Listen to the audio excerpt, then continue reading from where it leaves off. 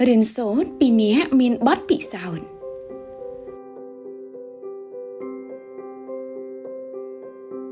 ក្នុងការរស់នៅមានរឿងជាច្រើនដែលអ្នកត្រូវរៀនទោះបីរឿងល្អក្តីឬរឿងអាក្រក់ក្តីអ្វីដែលសំខាន់នោះគឺអ្នកត្រូវតែរៀនយល់ដឹងអំពីរឿងទាំងនោះដូចគ្នាមិនមែនចាំបាច់ទាល់តែការរកស៊ីការធ្វើចំនួនទេដែលត្រូវរៀនពីមនុស្សដែលមានបទពិសោធន៍នោះឯជីវិតរស់នៅក៏ដូចគ្នា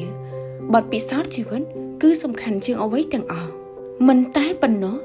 អ្នកដែលទើបតែឈានចូលសាកលវិទ្យាល័យលើកដំបូងគឺកាន់តែត្រូវការការណែនាំពីរៀមច្បងដែលមានបទពិសោធន៍សម្រាប់ជីវិតរស់នៅឆ្ងាយពីគ្រួសារនិងត្រៀមខ្លួននៅក្នុងការចាប់ផ្ដើមការសិក្សាថ្មីជួនកាលរឿងខ្លះអ្នកមិនចាំបាច់ពឹងពាក់អ្នកណាក៏បានព្រោះបញ្ហាខ្លះវាអាចជាបញ្ហាដែលអ្នកធ្លាប់ជួបដូច្នេះអ្នកក៏អាចយកបទពិសោធន៍របស់អ្នកផ្ទាល់នៅក្នុងការដោះស្រាយក៏វាអាចទៅរួចដែរ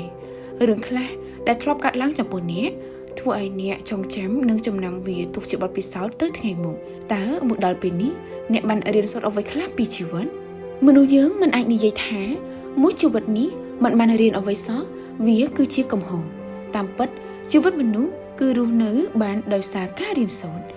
អ្នកធ្វើអ្វីមួយក៏ត្រូវការជំនាញដែរទោះបីចោលក៏ពួកគេត្រូវការជំនាញដូចគ្នាហើយដើម្បីមានជំនាញនោះពួកគេត្រូវការរៀនពីអ្នកដែលមានបទពិសោធន៍អ្នកត្រូវដឹងថាពេលខ្លះមានសញ្ញាបត្រច្រើនរាប់មិនអស់ប៉ុន្តែបែរជាមិនកាត់ការក្នុងជីវិតរស់នៅមិនចាំបាច់ទាល់តែមានសញ្ញាបត្រព្យួរពេញផ្ទះទេតែត្រូវប្រើបទពិសោធន៍នៅក្នុងការរស់នៅវិញបទពិសោធន៍គឺជាការជួបផ្ទាល់ប្រទះផ្ទាល់ធ្វើផ្ទាល់ដូច្នេះវាអាចនឹងមានជំនាញជាក់លាក់ជាងសញ្ញាបត្រអ្នកមិនគួរមានការតវ៉ាឡើយនៅពេលដែលមានមនុស្សចំណាស់ជាងអ្នកប្រាប់អ្នកអំពីការរស់នៅព្រោះគាត់បានឆ្លងកាត់វារួចហើយសម្ដីដែលចេញពីមាត់មនុស្សចាស់ដែលនិយាយទៅកាន់អ្នកភាគច្រើនជារឿងដែលគាត់ធ្លាប់បានជួបហើយវានឹងក្លាយជារឿងដែលអ្នកត្រូវជួបដូចគ្នាការស្ដាប់សម្ដីណែនាំរបស់ចាស់ទុំក៏ចាត់ទុកជាការរៀនសូត្រមួយដែរនៅក្នុងការរស់នៅខ្ញុំជឿថា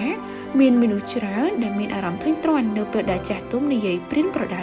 ខ្ញុំក៏ធ្លាប់មានអារម្មណ៍បែបនោះដូចគ្នាពីមុនមកមួយជីវិតរបស់មនុស្សមានមេរៀនច្រើនរាប់មិនអស់ដែលអ្នកបានរៀនតែអ្នកអាចនិយាយបានទេថាមានមេរៀនប៉ុន្មានដែលអ្នកបានរៀននៅពេលនេះមិនអាចរាប់បានមែនទេខ្ញុំគិតថាមេរៀនដែលអ្នកបានរៀនបើគិតមកដល់ពេលនេះវាអាចនឹងច្រើនជាងសរសៃសក់ដែលនៅលើក្បាលរបស់អ្នកទៅទៀតដូច្នេះអ្នកមិនមែនជាមនុស្សល្ងងឡើយហេតុអ្វីបានជាអ្នកទុនខ្សោយម្ល៉េះបើអ្នករងមាំតែបន្តិចស្ដាប់សម្ដីចាស់ទុំអ្នកមិនពិបាកឡើយអ្នកបានរៀនមេរៀនច្រើនមកហើយចុះពេលនេះកំពុងរៀនហេតុអ្វីនៅស្ងៀមសូមបន្តសកម្មភាពរបស់អ្នកកុំនៅស្ងៀមអីទ្រាំបន្តិចទៅមិនយូរទេអ្នកនឹងត្រឡប់មកធម្មតាវិញធ្វើជាមនុស្សមិនអាចធុញទ្រាន់នឹងការរៀនសូត្របានឡើយមិនថាទៅទីណានៅជាមួយនឹងអ្នកណាអ្នកសុទ្ធតែអាចរៀនសូត្របានទាំងអស់កុំខ្ជិលកុំធុញកុំបាក់ទឹកចិត្តជីវិតមិនមែនអស់នៅរហូតឯណាដកស្រង់ចេញពីសៀវភៅទឹកស្រក់លើថ្មរបស់គ្រឹះស្ថានហានបុក